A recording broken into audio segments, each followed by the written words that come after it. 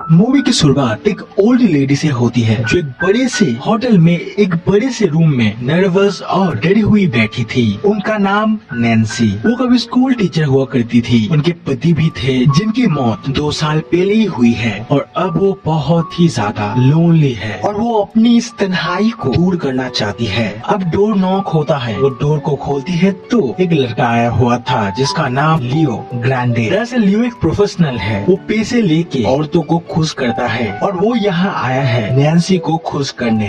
पर नैन्सी बहुत ही डरी हुई और घबराई हुई थी क्योंकि उसकी जिंदगी में ये दूसरा मर्द है जिसके साथ वो इंटीमेट होगा। उसे अपने पति से बहुत ही ज्यादा प्यार तो है पर शारीरिक नीड भी कोई चीज होती है और ये चाहिए होता है। तो लियो उसे शांत करने के लिए उसे किस करता है, उसके साथ बैठता है, उसके साथ बातें करता है, उसके साथ वाइन भी पीता है। पर नैन्सी फटाफट वो काम करना चाहती थी पर उसे कुछ भी आइडिया नहीं आ रहा था एक गैर मर्द के साथ वो कैसे ऐसा करे। ऊपर से लियो नैन्सी से बहुत ही ज्यादा छोटा है और नैन्सी इतनी ओल्ड एज है, बहुत ही शर्मिंदगी फील कर रही थी। तो लियो उसे शांत करता है और कहता है उसकी जो लास्ट लाइन थी वो 82 ईयर की थी। अब यहाँ नैन्सी को थोड़ा सा कॉन्फिडेंस आ जाती है। नैन्सी बताती है कभी भी उसे ऑर्गेज्म नहीं हुआ। उसके पति के साथ उसने वो खास पल तो बिताए पर कभी भी खुशी नहीं मिल पाई जो उसे चाहिए थी। यह नैन्सी लियो को एक स्टोरी सुनाती है। जब वो 20 साल की थी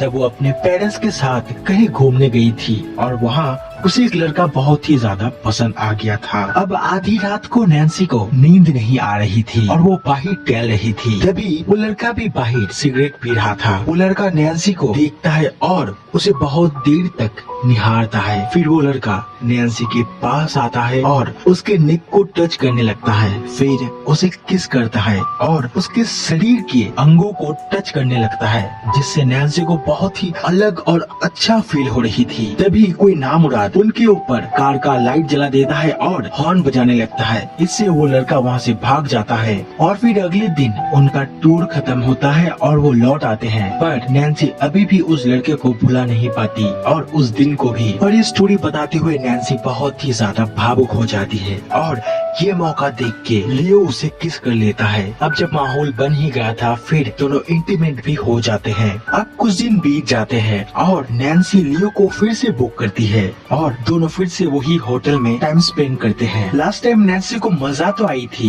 पर उसे ऑर्गेज्म नहीं हुआ था। इसलिए नैन्सी अब एक लिस्ट बनाई हुई थी जिसमें बहुत सारे पोज थे क्योंकि नैन्सी ये जानती थी लियो बहुत ही एक्सपेंसिव है और शायद वो फिर कभी उसे अफोर्ड ही ना कर पाए। इसी कारण से वो सब कुछ करना चाहती थी जो उसके मन में था। पर वो कुछ भी शुरू करते इससे पहले नैन्सी फिर से अनकंफर्टेबल सा फील करने लगती है और वो फिर से नर्वस और डरी हुई हो जाती है। यह लियो उसका हौसला बढ़ाने के लिए, उसके कॉन्फिडेंस को जगाने के लिए म्यूजिक प्ले करता है और दोनों डांस करने लगते हैं। इसके बाद लियो उसे मसाज देता है। अब नैन्सी लियो से कहती है उसके शर्ट को उतारने के लिए। लियो शर्ट उतारता है और लियो के शरीर को देख नैन्सी के शरीर में बहुत कुछ फील होने लगती है। उसे वो चीज फील होने लगती है जो 20 साल पहले उसे फील हुई थी उस लड़के के साथ। नैन्सी लियो को टच करने लगती है, हर जगह उसे छूने लगती है और नैन्सी को ये बहुत ही ज्यादा अच्छी लग रही थी। इसके बाद लियो नैन्सी से रिक्वेस्ट करता है अब मैं तुम्हारा शर्ट उतारना चाहता हूँ। नैन्सी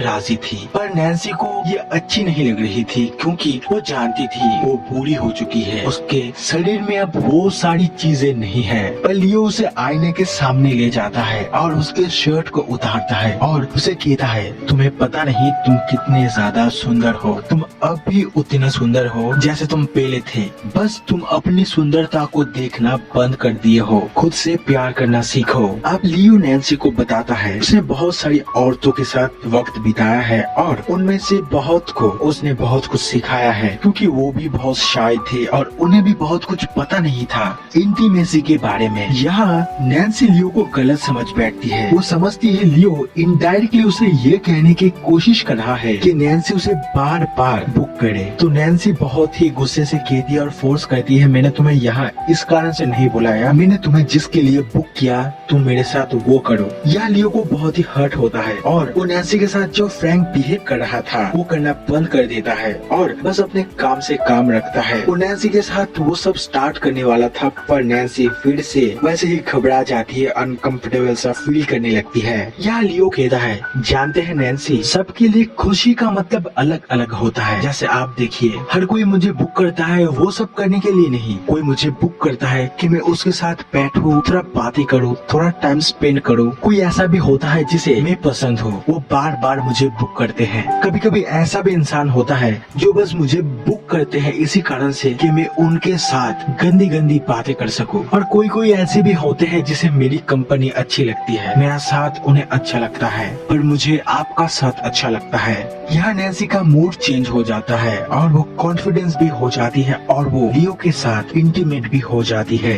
नेक्स्ट सीन में देखते हैं नैन्सी ने फिर से लियो को बुक किया है और इस बार नैन्सी बहुत ही ज्यादा कॉन्फिडेंस है और बहुत ही कॉन्फिडेंसली सब कुछ कर रही है। यहाँ नैन्सी लियो के साथ खुश तो है, उसकी कंपनी उसे अच्छी लगती है, वो सब करना भी अच्छा लगता है, पर अभी तक नैन्सी की ऑर्गेज़म नहीं हुई और लगभग 30 सालों से ऐसा ही है। अब यहाँ नैन्सी लियो से बातें करने लगती है और वो लियो से पर्सनल सवाल पूछने लगती है, जैसे अगर उसके मदर फादर या उसके फैमिली मेंबर में किसी को भी ये पता चल गया लियो ये सब काम करता है तो उनको कैसा लगेगा, उन्हें कैसा फील होगा। अब नैन्सी ये भी समझ गई थी लियो का असली नाम लियो ग्रांडे नहीं है, ये तो बस एक फेक नाम है। तो उसे क्यूरियोसिटी हो रही थी और बार बार लियो से पर्सनल सवाल पूछ रही थी। लियो बार बार मना भी करता है ऐसा मत करो, लेकिन नैन्सी नहीं समझ रही थी, वो बार बार ऐसी करी जा रही थी जिससे लियो हद से ज्यादा गुस्सा हो जाता है। अब यहाँ लियो ड्रेस पहनने लगता है और जाने की तैयारी करता है। यहाँ नैन्सी उसे रुकने को बोलता है। लियो उसे गुस्से से कहता है, मैं यहाँ काम करने आया हूँ, आपको खुश करने आया हूँ, आपके जवाब देने नहीं। मेरा काम आपको खुश करना था, मैंने कर दिया और अब मैं जा रहा हूँ और कभी भी हिम्मत जुटा के मुझे बुक मत करना, मैं नहीं आऊंगा। ये सब सुन के नैन्सी को बहुत ही ज्यादा बुरी लग रही थी, वो दुखी हो रही थी। अब यहाँ लियो गुस्सा दिखा के रूम से बाहर चला जाता है और नैन्सी हद से ज्यादा दुखी हो जाती है। फिर दरवाजा नॉक होता है, लियो आता है और नैन्सी कहते हैं, मुझसे बात मत करना, मैं बस मेरा फोन लेने आया हूँ। अब वो फोन को ढूंढने के बहाने चीजों को तोड़ने लगता है, चीजों को फेंकने लगता है और गुस्सा दिखाने लगता है। फिर वो रोते हुए कहता है, मैं मेरी फैमिली के लिए मर चुका हूँ, मेरा भाई जो अभी आर्मी में है उसे कुछ भी नहीं पता और मेरी माँ के लिए तो मैं मर चुका हूँ। उन्होंने मुझे छोड़ दिया था, मुझे अकेला कर दिया था, मुझे घर से निकाल दिया था, मुझे अबेंडन कर दिया था। मैं मेरी माँ के लिए बस एक निराशा हूँ, उन्होंने कभी भी मुझे नहीं देखा और देखा तो मुझे कभी भी जानने की कोशिश नहीं की। उन्होंने मुझे छोड़ दिया जब मैं बस 15 साल का था। इसके बाद लियो अपना फोन ढूंढता है और नैन्सी से कहता है, मुझे माफ करना, तुम्हें तुम्हारे पैसे रिफंड कर दिए जाएंगे और मैं जाना चाहता हूँ। ये कह के वो चला जाता है। अब यहाँ हमें नैन्सी को दिखाया जाता है जो हद से ज्यादा दुखी हो गई थी और उसे फिर से वही अकेलापन महसूस होने लगती है। अब यहाँ कुछ दिन बीत जाते हैं और हम नैन्सी को देखते हुए होटल के कैफे एरिया में नैन्सी बैठी हुई है, वो किसी का इंतजार कर रही है। फिर कुछ टाइम के बाद हम देखते हैं लियो आता है। नैन्सी कहती है, थैंक यू आने के लिए, मुझे नहीं लगा था तुम मुझे माफ करोगे, तुम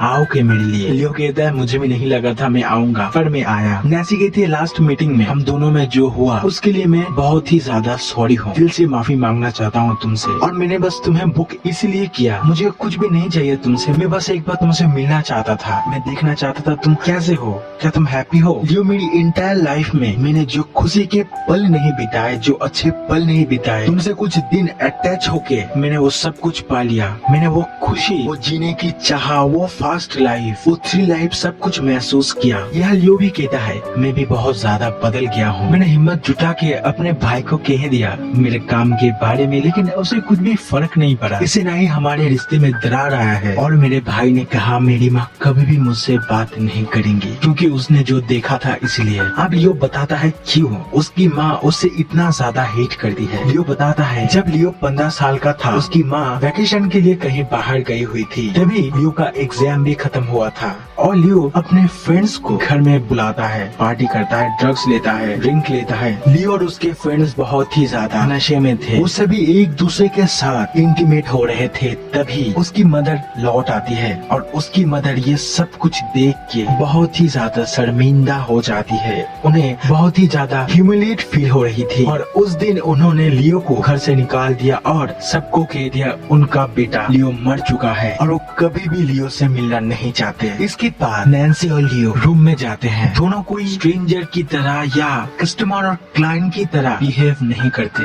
स्वीट कपल की तरह दोनों प्यार करने लगते हैं, दोनों इंटीमेट होने लगते हैं। यहाँ नैन्सी को इस सफर में बहुत ही ज्यादा मजा तो आता है पर उसे ऑर्गेज्म फील नहीं होती। लियो सेकंड राउंड के लिए रेडी हो रहा था। लियो को नैन्सी बिना कपड़ों के देख उसके शरीर में हलचल मचने लगती है और जिस चीज के लिए नैन्सी 30 सालों से तड़प रही थी, वो सेटिस्फेक्शन जो उसे तलाश थी, लियो को इस हाल में देख के उसके शरीर में एक अजीब सी फीलिंग होने लगती है। वो तड़पने लगती है और अपने हाथों से वो कर डालती है और फिर उसे ऑर्गेज्म फील होती है। इससे नैन्सी को हद से ज्यादा खुशी होती है, उसे चरम सुख मिलती है। इसके बाद लियो और नैन्सी दोनों एक दूसरे को आखिरी बार के लिए गुड बाय बोलते हैं। यहाँ नैन्सी कहती है शायद इसके बाद कभी हमारी मुलाकात नहीं होगी। ये सुन के लियो हंसते हुए चला जाता है। इसके बाद नैन्सी मिरर के पास खुद को देखती है और लियो ने जैसे कहा था खुद की सुंदरता को देखने के लिए नैन्सी वो चीज खोज लेती है। अब नैन्सी को खुद में वो सुंदरता दिखने लगती है और